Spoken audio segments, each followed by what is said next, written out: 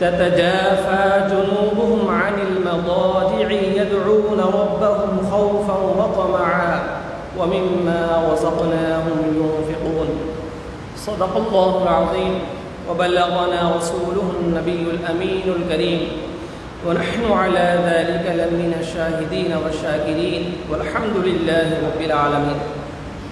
وقال تعالى في شأن حبيبه إن الله وملائكته يصلون على النبي يا أيها الذين آمنوا صلوا عليه وسلموا تسليما. اللهم صل على سيدنا وشفيعنا وحبيبنا ومولانا محمد وعلى آله وصحبه وبارك وسلم.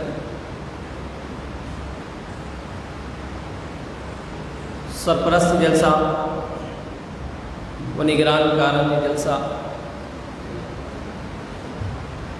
و حاضرین مجلس، خصوصاً امام و خطیب مسجد ہادہ عالی جناب حافظ محمد علی صاحب قبلہ، والی جناب مولوی محمد مظہر قادری صاحب قبلہ، ولایت صدر احترام حضرت العلامہ مولانا حافظ محمد ہاشم صاحب قبلہ، کامل جامع نظامیہ حیدرآباد، سامعین اور حاضرین، اللہ رب العزت کا ایک بڑا فضل، بڑا احسان ہے کہ آج ہم ایک ایسے پرفتن ماحول میں اور ایسے پرآشوب ماحول میں، بڑی بے چینی کا ماحول ہے، کئی پابندیاں، کئی ریسٹرکشنس ہیں، ایسے ماحول میں ہم اللہ کے گھر میں اللہ کے ایک محبوب بندے کا تذکرہ سنانے جا رہے ہیں۔ اللہ کا ہم پر بڑا کرم ہے، اور اس تذکرے، اس گفتگو اور اس جلسے کی اہمیت کیا ہے، اس پر میں ایک دو باتیں عرض کر کے غوث پاک شیخ عبد القادر الجیلانی رضی اللہ عنہ کی زندگی سننا، آپ کا تذکرہ بیان کرنا اور آپ کے تذکرے کو سننے کے لیے بیٹھنا، یہ کیوں ہونا چاہیے، اس کا مقصد کیا ہوتا ہے، یہ ہم انشاءاللہ سماعت کریں گے۔ آپ جانتے ہیں آج کا یہ پرفتن ماحول جہاں دھوکہ دہی اپنے عروج پر ہے، دھوکہ، جھوٹ، غیبت، ایک کا پلاٹ 4 کو بھیج دینا، آدمی پلاٹ لینے ڈر رہا ہے، پلاٹ لینے والا پلاٹ گھر بنے تک بے چین ہے کہ کوئی آ کے دعویٰ نہ کر رہے۔ میسج کھولتے ہیں تو کوئی نہ کوئی بینک سے میسج آتا ہے کہ فراڈ سے بچیے، میل چیک کرتے ہیں تو کئی میسیجز آتے ہیں کہ فلاں فراڈ ہو سکتا ہے بچیے، ان نون نمبر سے کال آتا ہے تو کبھی محسوس ہوتا ہے کہ کوئی نہ کوئی کمپنی کا کال ہوگا کہ فراڈ سے بچیے۔ فراڈس، دھوکہ دہی، جھوٹ، لوگوں کو پھنسانا، پریشان کرنا، لوگوں کے ساتھ، ان کے مال کے ساتھ، عزت کے ساتھ، آبرو کے ساتھ کھیلنا، جو زمانہ ترقی کرتا جا رہا ہے اس کے انداز بھی بدل رہے ہیں۔ پہلے بھی دھوکہ ہوتا تھا، اس کے الگ انداز، اب جو تعلیم آتی گئی، ڈیجیٹلائز ہو گیا دھوکہ دینا بھی، گھر میں بیٹھ کے دھوکہ دے رہے ہیں، گھر میں بیٹھ کے کسی کے ڈیٹیلز ہیک کرنا بہت آسان ہو گیا۔ تو زمانے کے ساتھ ساتھ دھوکہ دہی عروج پر ہے، تعلیم بڑھ رہی لیکن پھر بھی دھوکہ دہی۔ کالجز میں ہر سال جب اینول پروگرام ہوتا ہے تو کئی بچے نکل رہے ہیں۔ علم کی کمی نہیں ہے، علم بہت بڑھ رہا ہے، تعلیم بہت چل رہی ہے، غریب سے غریب انسان، متوسط مڈل کلاس کا آدمی بھی بچے کو پڑھانا چاہ رہا ہے، ایک وقت کا کھانا کم کھائے گا لیکن بچے کو پڑھائے گا۔ لیکن اخلاق، کردار، دینداری، امانت داری، خدا ترسی، اللہ سے لگاؤ، اللہ سے تعلق، اللہ سے ملنا، مزاج میں اچھے اخلاق آنا، عاجزی، انکساری، ایک انسان کا درد، ایک انسان کی محبت، اس کے مال کی حرمت، اس کی جان کی حرمت، اس کی عزت کی حرمت، اس کی ضرورت ہے۔ اگر یہ ضرورتیں، اگر یہ اخلاق، اگر یہ مزاج نہ آ جائے تو ایسی تعلیم کا کوئی فائدہ نہیں۔ علامہ اقبال نے کیا خوب کہا، اللہ سے کرے دور تو تعلیم بھی فتنہ، املاک بھی، اولاد بھی، جاگیر بھی فتنہ، ناحق کے لیے اٹھے تو شمشیر بھی فتنہ، شمشیر ہی کیا نعرہ تکبیر بھی فتنہ۔ اللہ سے کرے دور تو تعلیم بھی فتنہ، املاک بھی، اولاد بھی، جاگیر بھی فتنہ، ناحق کے لیے اٹھے تو شمشیر بھی فتنہ، شمشیر ہی کیا نعرہ تکبیر بھی فتنہ۔ جس نعرہ تکبیر کے پیچھے برائی مقصد ہو وہ نعرہ تکبیر بھی اللہ کو قبول نہیں۔ جس تعلیم کا مقصد دھوکہ دہی ہو اللہ کو تعلیم قبول نہیں۔ تو ایسے ماحول میں، ایسے پراشوب پرفتن ماحول میں جہاں دھوکہ دہی عام ہو، آپ بتائیں ایسے ماحول میں ایک ایسے انسان کا تذکرہ کیا جائے جو بغیر اجازت ایک سیب کھانے پر بڑا بے چین ہوتا ہے، تو لوگوں کے دلوں میں کتنا سرور آ جائے گا، لوگوں کی زندگیاں کیسی نہیں بدلی جا سکتی جب ایسے ماحول میں بتایا جائے کہ اے لوگوں، ایک ایسا بھی انسان دنیا میں تھا، ایک مرتبہ بغیر اجازت ایک سیب کھانے کو مل گیا، بھوک کی شدت تھی، پیاس کی شدت تھی، بغیر اجازت سیب کھا لیا۔ جب طبیعت میں کچھ نشاط آ گئی، احساس ہوا میں نے بغیر اجازت پھل کھائے ہیں، مالک کو تلاش کرنے نکل گئے، مالک مل گیا تو مالک نے کنڈیشن لگائی، معافی اس وقت ہوگی کہ تم ایک عرصے تک میرے پاس خدمت کرنا، میں جیسا بولوں ویسا کرنا، اس کے بعد آخری کنڈیشن یہ ہوگی کہ میری بیٹی سے نکاح کرنا۔ آپ جان رہے ہیں اس کے بعد مدت پوری ہوئی، آپ جانتے ہیں کہ اس کے بعد کیسی بیٹی وصف بیان کیا گیا، ایسی بیٹی آنکھوں سے نابینا، بول نہیں سکتی، گونگی ہے، سن نہیں سکتی، بہری ہے، ہاتھ سے معذور، پیر سے معذور، ایسی بچی سے نکاح کرنا پڑے گا اس ایک جرم کے بدلے میں جس کو آج تو کوئی جرم ہی تصور نہیں کرتا۔ آج پلاٹ ہڑپ کر رہے ہیں، کسی کو احساس نہیں، کتنوں کے مال کھا جا رہے ہیں، احساس نہیں۔ اللہ اکبر کبیرہ، ایک سیب کھانے کے بعد یہ احساس پیدا ہوا، اتنی کنڈیشن قبول کیا، اس کے بعد نکاح ہوا، جا کر دیکھتے ہیں الحمدللہ حسن و جمال ہے، پیر بھی درست ہیں، ہاتھ بھی درست ہیں، ہر چیز درست ہے۔ اس کے بعد والد صاحب نے وضاحت کی، ایکسپلین کیا، پیر سے معذور کا مطلب میری بیٹی کے پیر کبھی ناحق کی طرف نہیں بڑھے، ہاتھ سے معذور کا مطلب یہ ہاتھ اگر اٹھے ہیں تو اللہ کے لیے اٹھے ہیں، منہ سے معذور کا مطلب، گونگی کا مطلب اس کی زبان سے غیبت، چغلی، جھوٹ نہیں نکلا تو حق کی آواز اٹھی ہے۔ یہ سب کچھ مزاج والی میری بیٹی ہے، یعنی معصیت سے، گناہ سے اور دنیا داری سے اللہ نے محفوظ کیا ہے، ان تمام عیوب سے پاک ہے۔ تو آپ اندازہ لگائیں ایسے والد ہیں اور ایسی ماں ہے، ان دونوں کی ملن سے اگر کوئی اولاد ہوتی ہے اس اولاد کا نام عبد القادر الجیلانی ہوتا ہے۔ ایسی شخصیت کو غوث پاک کہتے ہیں۔ ایسے دھوکہ دہی کے ماحول میں ہم ایسے دو لوگوں کے بیٹے کا تذکرہ کریں تو انشاءاللہ اللہ کی ذات سے امید ہے کہ ایسے دلوں کے زنگ کو بھی اللہ دور فرمائے گا، جن کے پاس احساس کی کمی ہے، درد کی کمی ہے، جبکہ اللہ کے رسول صلی اللہ علیہ وسلم نے فرمایا، اللہ کے حبیب علیہ الصلوۃ والسلام فرماتے ہیں مہمان خصوصی اور صدر مجلس تشریف لا رہے ہیں، کچھ دیر ہم توقف کریں گے، اس کے بعد انشاءاللہ درود شریف پڑھیے جب تک، اس کے بعد ہم انشاءاللہ کنٹینیو کریں گے۔ اللہم صلی علی سیدنا وشفیعنا وحبیبنا ومولانا محمد وعلی آلہ وصحبہ وبارک وسلم۔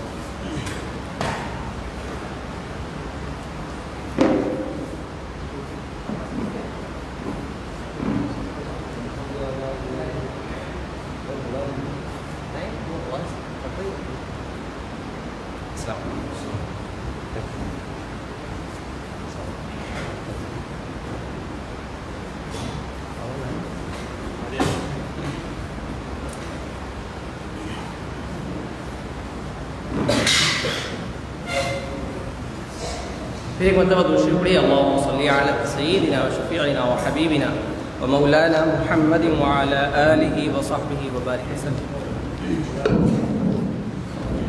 تو آج کے ہمارے صدر اجلاس لائق صدر احترام تقدس مآب حضرت شیخ شاہ ڈاکٹر عبدالدین جنیدی المعروف سراج بابا صاحب قبلہ حفظہ اللہ تعالی و دامت برکاتہ العالیہ تشریف لا چکے ہیں، اور ہم بڑے خوش نصیب سمجھتے ہیں کہ اللہ تعالیٰ ایسے عظیم شخصیات کے قدموں میں رہ کر ہمیں اللہ کے نیک بندوں کی باتیں سننے سنانے کا موقع فراہم کر رہا ہے۔ تو میں عرض کر رہا تھا کہ آج کے ایسے پرآشوق اور پرفتن ماحول میں ان مجالس اور ان محافل کی اہمیت کیا ہے؟ سمجھ گئے نا بات سمجھ میں آ گئی نا؟ میں عرض کر رہا تھا کہ دھوکہ دہی اور عزتیں اچھالنا، الزام لگانا، جھوٹ بولنا جب یہ عام ہو گیا ہے تو اس کو دور کیسے کیا جائے؟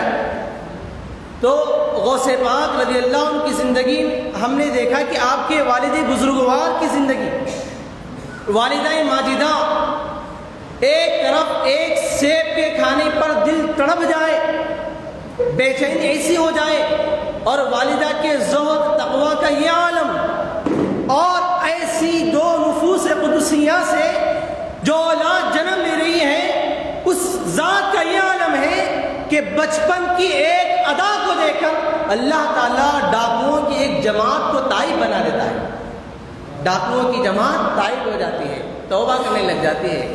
تو اب آپ کو اس مجلس کی اہمیت سمجھ میں آ گئی کہ کیوں اس طرح کی مجالس ہم کو سجانا چاہیے، اور بڑا ہی بہترین یہاں پر ایک نظام چل رہا ہے کہ غوث پاک رضی اللہ عنہ کے تذکرے، آپ کی مواعظ حسنہ بھی اس میں سنائی جاتی ہے۔ اللہ کو یہ مواعظ، اللہ کو یہ باتیں، اولیاء کرام کی یہ تعلیمات اللہ کو بہت پسند ہے۔ آپ کو معلوم ہے کہ قرآن مجید میں ایک سورہ لقمان ہے، 21 پارہ سورہ لقمان۔ یہ لقمان علیہ السلام کون؟ نبی نہیں ہے، پروفٹ نہیں ہے، عرب میں آپ بہت مشہور تھے، آپ ایک بادشاہ کے غلام تھے۔ حضرت لقمان ایک غلام ہے، لیکن آپ کی باتیں، آپ کا دماغ، آپ کے خیالات، آپ کی سوچ بہت اونچی تھی، تو آپ کی باتیں بہت گہری رہتی۔ تو عرب میں جب اللہ کے نبی صلی اللہ علیہ وسلم تشریف لائے تو لوگوں کے دماغ میں لقمان حکیم بہت بڑے سمجھے جاتے تھے۔ لقمان حکیم کی مثالیں لوگ دیا کرتے تھے، ان کی تعلیمات، ان کے نسخے اور ان کے اقوال زرین عرب میں بہت مشہور تھے۔ جب اللہ نے یہ دیکھا تو اللہ نے حضرت لقمان علیہ السلام کی نصیحتوں کو قرآن کا حصہ بنایا، اور ہماری مجلس میں غوث پاک کی تعلیمات کو مجلس کا حصہ بنا رہے ہیں، تو یہ اللہ کی سنت کو ہم ادا کر رہے ہیں۔ اللہ کی سنت ہے کہ نیک لوگوں کی مواعظ، تعلیمات کو اپنی مجلسوں کا حصہ بنائیں۔ تو آج ہم انشاءاللہ چند باتیں غوث پاک کی سماعت کریں گے، چند باتیں غوث پاک رضی اللہ عنہ کی۔ ایک ایسی شخصیت ہے جسے جامع الکمالات کہا جاتا ہے۔ زہد، عبادت، اخلاق، کرامات کے علاوہ ذاتی زندگی، اس کے بعد مال و دولت۔ ایک غنی تھے آپ، بڑے مالدار تھے، ایسا نہیں کہ ایک مجذوب کہیں بیٹھے ہوئے، مالدار، 100 سے زائد غلام آپ کے پاس کام کرنے والا۔ اب آپ دیکھیں، غور کریں کہ اتنے بڑے رچ آدمی ہیں، بہترین آپ کا کاروبار ہے، اس کے بعد ایک ولی کی زندگی سننے کا مقصد ہمیں کیا ہونا چاہیے، ہم آج وہ سماعت کریں گے۔ کرامات بھی ایک موضوع ہے، غوث پاک کے اخلاق بھی ایک موضوع ہے، غوث پاک کی پوری زندگی سوانح بیان کرنا یہ بھی ایک موضوع ہے، لیکن میں چاہتا ہوں کہ چند باتیں وہ کی جائیں جس سے غوث پاک بھی سب سے زیادہ خوش ہوتے ہیں۔ وہ ہے غوث پاک رضی اللہ عنہ کی زندگی کا مقصد۔ غوث پاک رضی اللہ عنہ اپنے چاہنے والوں کو، ہمیں اور آپ کو اور پوری دنیا کو کیا میسج دینا چاہتے ہیں، کیا پیغام ہے، اور اس پیغام کے لیے اللہ نے غوث پاک کو بھیجا۔ نہ صرف غوث پاک بلکہ آپ کے زمانے کے تمام اولیاء کو بھیجا، نہ صرف ان کو بلکہ صحابہ کو بھیجا، نہ صرف ان کو بلکہ انبیاء کو بھیجا، بلکہ تمام انسانیت کو پیدا کرنے کا وہ مقصد ہے، وہ مقصد اللہ نے قرآن میں بیان کیا، وَمَا خَلَقْتُ الْجِنَّ وَالْإِنسَ إِلَّا لِيَعْبُدُونَ، کہ میں نے جنات اور انسان کو جس مقصد کے لیے پیدا کیا وہ مقصد ہے خدا کی عبادت، خدا کی عبادت۔ تو یہ غوث پاک کی پوری زندگی میں ہمیں کیسے جھلکتا ہے، آپ میں کس کس انداز میں ہمیں خدا سے جڑنے، خدا سے ملنے اور خدا سے اپنا ربط قائم کرنے کی آپ نے تعلیم دی، وہ ہم سمجھیں گے۔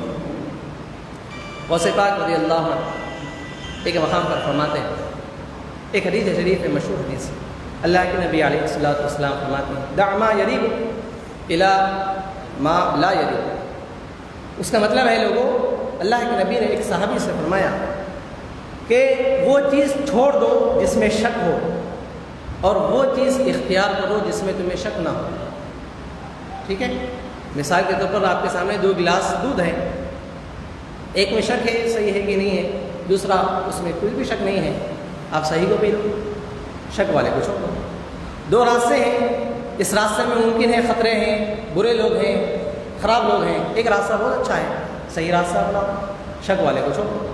بہت کلیئر حدیث ہے، بلکہ اس حدیث کو اسلام کے بیسک احادیث میں سمجھا جاتا ہے، جس پر پورے اسلام کے حکام کے دار و مدار 4-5 احادیث ایسی ہیں جس سے پورے اسلام کا نظام احکام چلتے ہیں۔ دع ما یریبک الی ما لا یریبک، یعنی ایسی چیز چھوڑ دو جس میں شک ہو، اور ایسی چیز کو پکڑو جس میں کوئی شک نہ ہو۔ یہ پڑھی جاتی ہے حدیث، مدارس میں پڑھی جاتی ہے، سمجھائی جاتی ہے۔ اب غوث پاک نے اس کی ایک پیاری توجیہ بیان کی ہے، آپ نے بھی اس کی تفصیل بیان فرمائی۔ فتوح الغیب میں غوث پاک رضی اللہ عنہ فرماتے ہیں کہ دع ما فی ایدی الخلق فلا تطلبه ولا تعلق قلبك به۔ فرماتے ہیں کہ ایک معنی تو یہ ہے کہ مشکوک ڈاؤٹ فل چیز کو چھوڑ دو اور غیر مشکوک چیز کو رکھ لو، اپناؤ۔ ایک دوسرا مطلب آپ بیان کرتے ہیں کہ لوگوں کے ہاتھ میں وہ چھوڑ دو، جو خالق کا ملا اس کو لے لو، جو لوگوں کا دیا ہوا ہے، جو لوگوں کے دربار سے ملتا ہے، جو لوگوں کی جیب سے ملتا ہے، اس پہ نظر مت رکھو، یہ مشکوک ہے۔ اگر بالکل کلیئر اور خلاص نہ ملنا ہے تو وہ اللہ کی راہ سے ملتا ہے۔ یعنی تمہاری امیدیں، تمہاری حسرتیں، تمہاری دعائیں، تمہارے مناجات، تمہارے جتنی تمنائیں ہونا چاہیے وہ خدا کے دربار میں ہونی چاہیے، مخلوق سے نہیں۔ مخلوق کے معاملات میں شک ہوتا ہے۔ یہ غوث پاک ایسے جوڑ رہے ہیں لوگوں کو، ایک حدیث بیان کر کے اس کے بعد فرماتے ہیں کہ وہی راز ہے جو مسئول بھی ہونی چاہیے، یعنی اسی سے سوال ہو، جو مرجو بھی ہونی چاہیے، اسی سے امید ہو، اور اسی کی طرف لگاؤ ہونا چاہیے۔ وہی معطی ہے، وہی دینے والا ہے، اور اسی سے ہر ایک کو ملتا ہے، اور وہی موجود ہے، وہ ہر طرف ہے، ہر ایک کو دینے والا ہے۔ اس کے پاس دینے کے بعد کچھ کمی نہیں ہوتی، دنیا میں ہر ایک کے پاس دینے کے بعد کمی ہوتی ہے۔ یہ غوث پاک رضی اللہ عنہ سمجھاتا ہے، کتنی پیاری بات۔ اور یہی تو مقصد ہے اولیاء کرام کا، لوگوں کو خدا سے جوڑو۔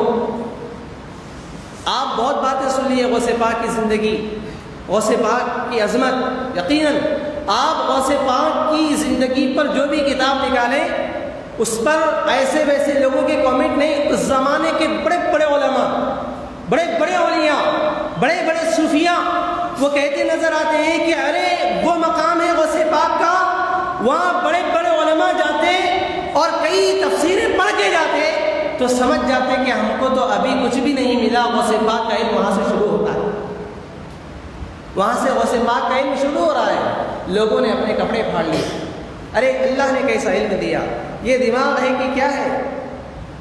ایک مرتبہ بڑے بڑے مفسرین قرآن مجید کی ایک آیت کی 40 تفاسیر ذہن میں رکھ کے چلے گئے۔ غوث پاک سے پوچھیں گے اس آیت کی تفسیر کریں، کتنے غوث پاک کو معلوم ہوں گے اس کا یہ بھی مطلب ہو سکتا ہے، یہ بھی مطلب ہو سکتا ہے، اس لیے کہ قرآن ایک اللہ کا ایسا کلام ہے، ایک لفظ ہوتا ہے اس میں ہزاروں معنی ہوتے ہیں۔ ہماری آپ کی گفتگو میں ایک ہی معنی ہوتا، کبھی کبھی کوئی ہوشیار رہے تو 2-3 معنی ہوتے اس میں، تو تعریف ہوتی ہے ہماری، ارے کتنی اچھی بات بولی، اس کے 2-3 معنی. لیکن اللہ کا کلام ایسا کلام ہے وہ پوری انسانیت کی ہدایت کے لیے ہے نا. تو ہے کلام اتنا 30 پارے ہم پڑھتے ہیں، ایسا نہیں کہ پوری مسجد بھر کے اللہ کا کلام ہے. 30 پارے، اس میں ہمارے بچپن کی تعلیم، جوانی کی تعلیم، بڑھاپے کی تعلیم، ازدواجی زندگی کی تعلیم، اس کے بعد تعلیم کے معاملات، انجینئر کے معاملات، طب کے معاملات، ہر زندگی کا اس میں موضوع ہے. اب اتنا سارا جو کچھ ہے تو اس کو بیان کرنے کے لیے بہت بڑا ذخیرہ ہونا پڑتا ہے. لیکن نہیں، اللہ کے کلام کی خاصیت یہ ہے الفاظ کم ہوتے ہیں، معنی زیادہ ہوتے ہیں. الفاظ کم ہوتے ہیں لیکن اس کے معنی زیادہ ہوتے ہیں. اب جو جتنا زیادہ خدا کا مقرب ہوگا، جس پر اللہ کی رحمت جتنی زیادہ ہوگی، اتنے معنی اس پر کھل جائیں گے. وہ اتنے معنی کو حاصل کرے گا، لوگوں کو بتائے گا، اور ہر بتانے والا یہی کہے گا کہ یہاں تک میرا علم ہے لیکن اللہ کا کلام اس کے بعد بھی ہے. سب یہی کہیں گے وَفَوْقَ كُلِّ ذِي عِلْمٍ عَلِيمٍ. ہر علم والا یہی کہے گا کہ مجھ سے بڑھ کر ایک علم والا ہے، اور یہ سلسلہ جا کے اللہ کے پاس ہوتا ہے. تو وہ 40 لوگ پریپیئر ہو کے چلے گئے غوث پاک کے پاس. وہ امید کر رہے تھے کہ غوث پاک کو 8-10 تفسیر معلوم ہوگی، 4-8 معلوم ہوگی، اور ان کا علم کا اتنا شہرا ہے، اتنا چرچا ہے، بڑے بڑے دور دراز سے لوگ آ رہے ہیں ان کے پاس. تو وہ لوگ چلے گئے تفسیر سننے کے لیے. تو غوث پاک رضی اللہ عنہ ایک آیت کی تفسیر آپ بیان کرنا شروع کیے. تو آپ شروع کیے تو 100 تفاسیر آپ نے بیان کی آیت. اس کے بعد آپ نے فرمایا یہ کتابوں کی تھی، اب میں تمہیں معرفت کی تفاسیر سنانا شروع کرتا ہوں. جب سنانا شروع کیے تو وہ لوگ اپنے کپڑے پھاڑ لیے اور کہے کہ یہ تو اللہ کا ایک کرشمہ ہے، یہ کرشمہ ہے، یہ ذہن میں آنے والی باتیں نہیں، یہ اللہ کی طرف سے خاص عنایت اور رحمت ہے، اور اس رحمت کا نام غوث پاک رضی اللہ عنہ. تو ایک بات میں آپ کو بتانا چاہ رہا تھا کہ غوث پاک کی شخصیت کو بڑے بڑے لوگوں نے بیان کیا. ہمیں ان مجالس میں آنے کا مقصد سمجھنا ہے. ان مجالس میں آنے کا مقصد اور اس کا مقصود یہ ہے کہ غوث پاک نے جس ذات کے لیے زندگی گزاری، اٹھنا بیٹھنا، سونا جاگنا، تجارت، معیشت، لوگوں کے ساتھ بیہیویئر، یہ سب یہ بتانے کے لیے تھا کہ لوگوں اللہ سے جڑ جاؤ. اب اس کو غوث پاک مختلف انداز میں بیان کر رہے ہیں. ایک بات میں نے آپ کو بتائی حدیث کے ذریعے، ایک دوسری حدیث غوث پاک رضی اللہ عنہ اس کو بیان کرتے ہیں. وہ بھی مشہور حدیث ہے. غوث پاک رضی اللہ عنہ فرماتے ہیں کہ لوگوں، اگر تم کسی سے محبت کر رہے ہیں، تم کسی سے بغض کر رہے ہیں، آپ فرماتے ہیں کہ یہ دیکھو کہ تمہارا جو مبغوض ہے، یعنی جس سے تمہیں نفرت ہے، جس سے تم چاہ رہے ہیں جو تمہارا محبوب ہے، اس کے نامہ اعمال کو، یا یوں کہیے کہ اس کے اعمال کو، اس کی اچھائیاں اور برائیوں کو قرآن و حدیث کے ترازو پہ رکھ کر تولو. جس کو تم چاہ رہے ہیں یا جس سے تم نفرت کر رہے ہیں، اس کے اعمال کو قرآن و حدیث پہ رکھ کے پرکھو، تولو، ناپو. دیکھو کہ جس سے تمہاری نفرت ہے وہ قرآن و حدیث کی وجہ سے ہے. وہ کیسے ہو سکتی؟ کوئی آدمی فتنہ مچا رہا ہے، آپ اس سے نفرت کر رہے ہیں، یس صحیح ہے. کوئی آدمی بگاڑ پیدا کر رہا ہے، آپ اس سے نفرت کریں، ٹھیک ہے. کوئی آدمی ظلم کر رہا ہے آپ پر، آپ نفرت کر رہے ہیں، ٹھیک ہے. یعنی ایک ایسی وجہ ہونی چاہیے جس کو اللہ نے بھی بیان کیا ہو، رسول نے بھی بیان کیا ہو. اگر آپ کسی سے نفرت کر رہے ہیں تو اس نفرت کو، اس کے اعمال کو قرآن و حدیث پہ رکھو اور دیکھو کہ تمہاری نفرت حق ہے کہ نہیں ہے. اگر ایسا ہو جائے جس سے تمہاری نفرت ہے وہ قرآن و حدیث پر عمل کرنے والا ہے، اللہ اور رسول کی اطاعت میں اس کی زندگی گزر رہی ہے، اب نفرت جلن کی وجہ سے ہے، حسد کی وجہ سے ہے، سامنے والا ترقی کر رہا اس وجہ سے ہے، لیکن قرآن و حدیث پر عمل کی بات آ رہی تو بالکل پیور ہے، بالکل کھرا ہے، قرآن و حدیث کے معاملات میں بالکل صحیح، اپنی ذاتی نفرت ہے. غوث پاک فرماتے ہیں ایسی نفرت پر توبہ کرو. اللہ، ایسی نفرت پر توبہ کرو اور توبہ کر کے اللہ سے یہ دعا کرو، اے اللہ مجھے اس کی محبت عطا فرما، اس کے دوستوں کی محبت عطا فرما، اور یہ جن جن لوگوں کے ساتھ اٹھتا بیٹھتا ہے ان کی بھی محبت عطا فرما۔ کیوں؟ اس لیے کہ اس کی محبت محض اللہ کے لیے ہوتی ہے۔ اس سے بغض اگر کسی گناہ کی وجہ سے کسی سے ہو تو وہ اللہ کے لیے ہے۔ اب اس حدیث کو اللہ کے رسول صلی اللہ علیہ وسلم کی زبان سے سنیں۔ اس بات کو حضور نے کیسے بیان فرمایا؟ اللہ کے حبیب فرماتے ہیں من احب للہ وابغض للہ واعطى للہ ومنع للہ فقد استکمل الایمان۔ جو اللہ کے لیے محبت کیا، جو اللہ کے لیے بغض کیا، جو اللہ کے لیے کسی کو دیا، جو اللہ کے لیے کسی کو دینے سے ہاتھ روکا، اللہ اس کا ایمان مکمل کر دیا، اس کا ایمان مکمل۔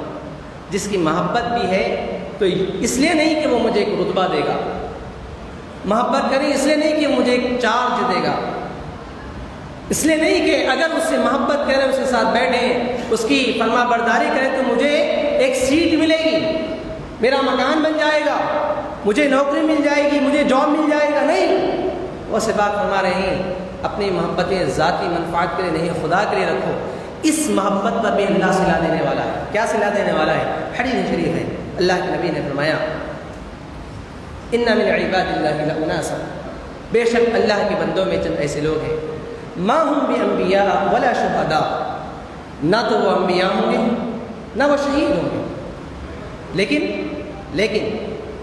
یقبضهم الانبیاء والشہداء یوم القیامہ، قیامت کے روز ان کا رتبہ، ان کا درجہ، ان کا منصب دیکھ کے انبیاء رش کریں گے، فخر کریں گے۔ رش کرنے کا مطلب انہیں بھی خوشی ہوگی کتنا، جیسا کہ بیٹا فرسٹ کلاس پاس ہو کے آتا ہے تو باپ کو خوشی ہوتی ہے، اس کو رش کرتے ہیں۔ رش کا مطلب یہ نہیں وہ اوپر بڑھ گئے نیچے آ گئے، نعوذ باللہ۔ رش کرتے ہیں، فخر کرتے ہیں۔ اللہ کے چند ایسے بندے ہیں قیامت کے روز ان کا رتبہ دیکھ کے انبیاء رش کریں گے، فخر کریں گے۔ تو صحابہ نے پوچھا یا رسول اللہ من ہم، آقا وہ ہے کون؟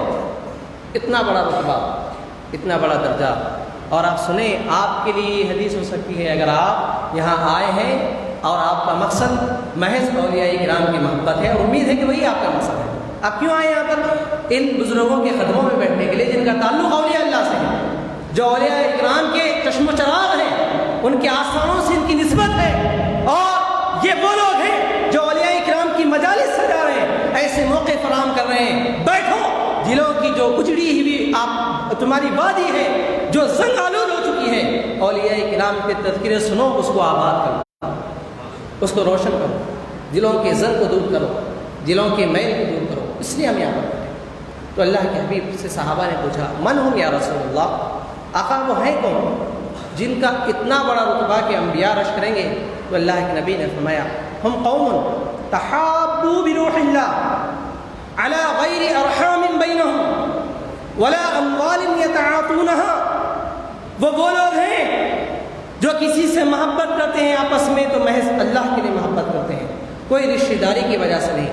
وہ رشتہ داری کی محبت وہ تو ہے ذاتی محبت، ایسا یہ مطلب نہیں رشتہ دار ہونے کی وجہ سے محبت نہیں کرنا، وہ تو پرسنل محبت ہوئی، لیکن اس سے ہٹ کر ایڈیشنل محبت، اللہ کے لیے محبت کریں اور اللہ کے لیے ایک دوسرے کو دیں، پیسہ، ہیلپ، تعاون۔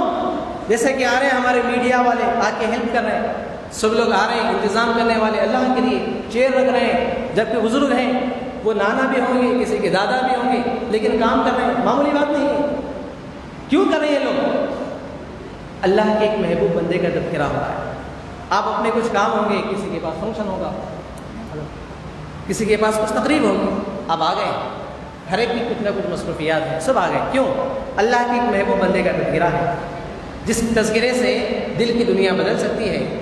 اور تعلیم، اسکول تو ہوتے رہتے ہیں، لیکن یہ جو مجلسیں ہیں یہ انوکھی ہوتی ہیں، یہ باتیں کہیں اور نہیں ہوتی۔ یہ فیضان نظر تھا یا کہ مکتب کی کرامت تھی؟ سکھلائے کس نے اسماعیل کو آداب فرزند؟ علامہ اقبال نے کیا خوب کہا، یہ فیضان نظر تھا یا کہ مکتب کی کرامت تھی؟ سکھلائے کس نے اسماعیل کو آداب فرزندی؟ یعنی یہ جو اولیاء کرام، صحابہ کرام کی زندگیوں سے جو سبق ہمیں ملتے ہیں یہ بے مثال ہوتے ہیں۔ تو میں کر رہا تھا، صحابہ نے پوچھا یا رسول اللہ کون؟ اللہ کے نبی نے فرمایا وہ لوگ ہیں اللہ کے لیے محبت کرتے ہیں، اللہ کے لیے دیتے ہیں۔ پھر حضور نے فرمایا فواللہ ان وجوہہم لنور، بے شک ان کے چہرے یقیناً نورانی ہوں گے، وانہم علی نور، ان کو نور پہ کھڑا کیا جائے گا۔ لا یخافون اذا خاف الناس، قیامت کا وہ دن جہاں ہر ایک تھر تھر کانپ رہا ہوگا، سورج سوا نیزے پر، آدمی کو سورج کی گرمی کی پریشانی، آدمی کو اپنے نامہ اعمال کی فکر، لیکن اللہ فرماتا ہے انہیں کوئی فکر نہیں ہوگی۔ ولا يحزنون اذا حزن الناس، ہر ایک اپنے پچھلے اعمال پر بڑا رنجیدہ ہوگا، انہیں کوئی رنج نہیں ہوگا۔ اس کے بعد اللہ کے نبی نے فرمایا کون لوگ ہیں؟ حضور نے فرمایا الا ان اولیاء اللہ لا خوف علیہم ولا هم يحزنون، سنو وہ اولیاء اللہ ہیں، وہ اولیاء اللہ ہیں جن پر دنیا میں کسی کا خوف نہیں تھا، وہ کبھی رنجیدہ نہیں ہوتے تھے، اور ان سے جو محبت کرنے والے ہیں وہ لوگ بھی زمرے میں شامل ہیں۔ اللہ قیامت کے دن یہ مقام دے گا، اس لیے کہ جو ان سے محبت کرے گا غوث پاک فرماتے ہیں کسی سے ڈرنے کی ضرورت نہیں، کسی سے ڈرنے کی ضرورت نہیں۔ غوث پاک فرماتے ہیں کہ انسان کا مزاج کیا ہے؟ اذا ابتلی انسان ببلیۃ، انسان کو جب آزمایا جاتا ہے تو سب سے پہلے وہ خود سے اپنی پریشانی کو دور کرنے کی کوشش کرتا ہے، کرتے ہیں نا؟ فار ایگزامپل آپ کو کوئی مصیبت آئی، کیا کرتے ہیں آپ؟ خود حل کرنے کی کوشش کرتے ہیں۔ اس کے بعد وہ سب بات فرماتے ہیں اگر خود سے حل نہ ہو سکی تو ہم رخ کرتے ہیں، وہ سب بات فرماتے ہیں رخ کرتے ہیں کس کا؟ اپنے غیر کا، جیسے کہ سلاطین، لیڈرز، پولیٹیشنز۔ اس کے بعد ان سے بات نہیں بن رہی ہے، پیسے والوں کے پاس جاتے ہیں، منصب والوں کے پاس جاتے ہیں، بیماری کے مسائل ہو تو ڈاکٹرز کے پاس جاتے ہیں، اہل الطب والاوجاع، فتوح الغیب میں غوث پاک کے الفاظ، وہ جاتے ہیں اہل طب کے پاس، بیماریوں کے پاس، بیماریوں کا علاج کرنے والے کے پاس جاتے ہیں۔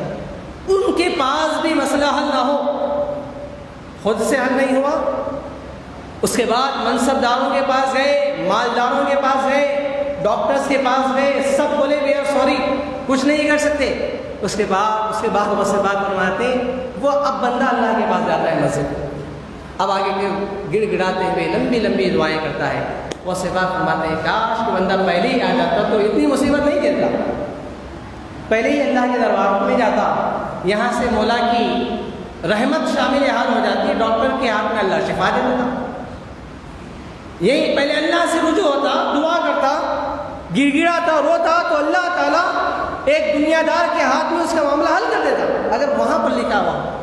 غوث پاک فرماتے ہیں کہ لوگوں اگر دنیا کے مسائل کو بھی حل کرنا ہے، اپنے ذاتی مسائل کو بھی حل کرنا ہے تو اپنے ذات سے پہلے تلاش مت کرو، خدا کے پاس رجوع ہو جاؤ، وہ خدا تمہیں تمہارے معاملات کو حل فرمانے والا ہے۔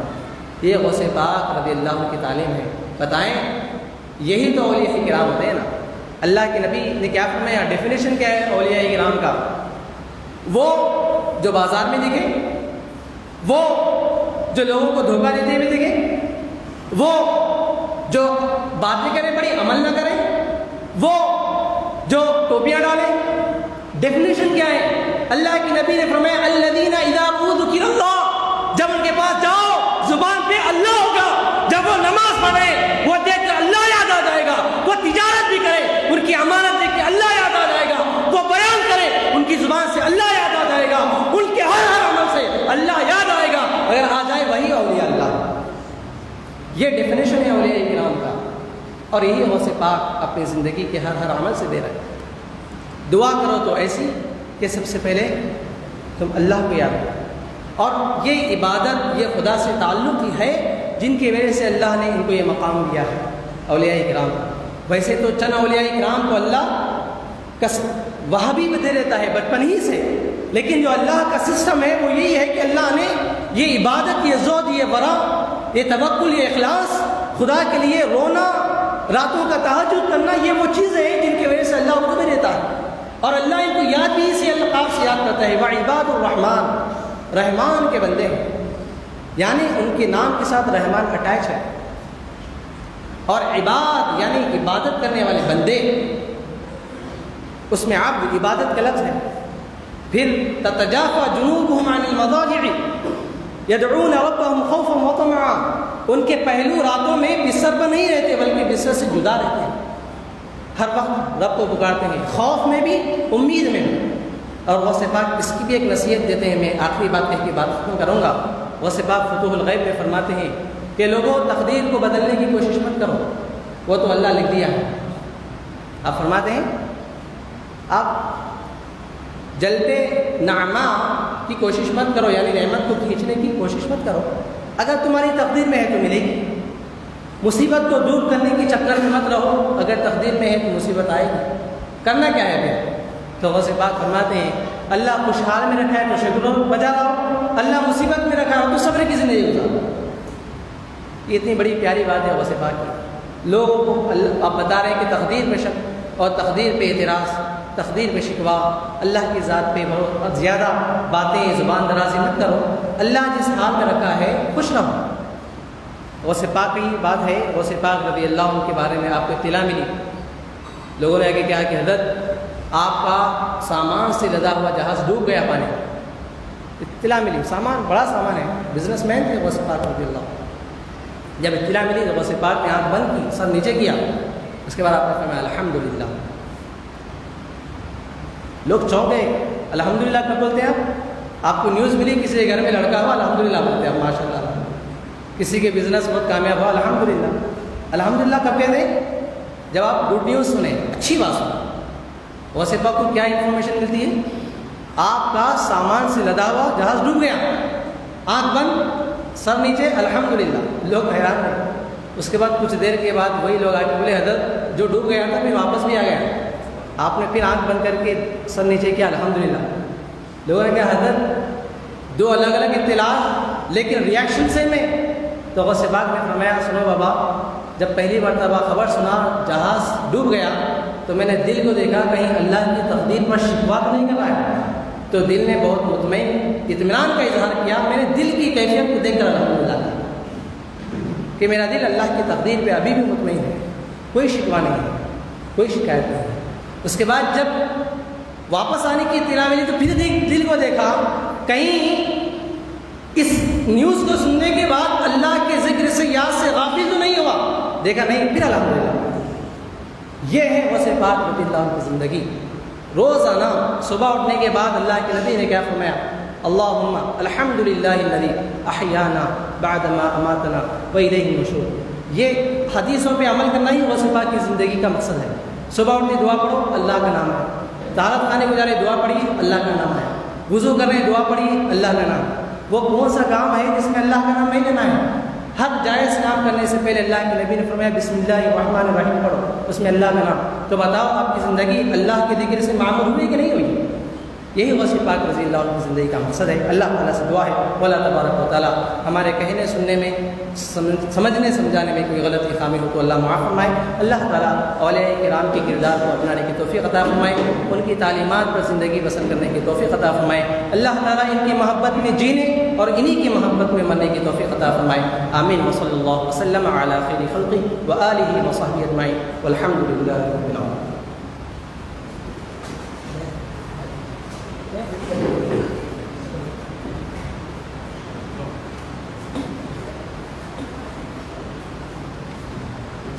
سبحان اللہ سبحان اللہ.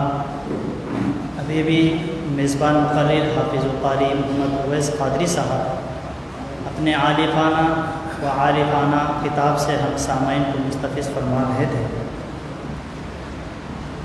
کب بلاتے ہیں شاہ دوسرا پہ چھوڑ دے، تو غلام ان کا ہے سب ان کی عطا پہ چھوڑ دے.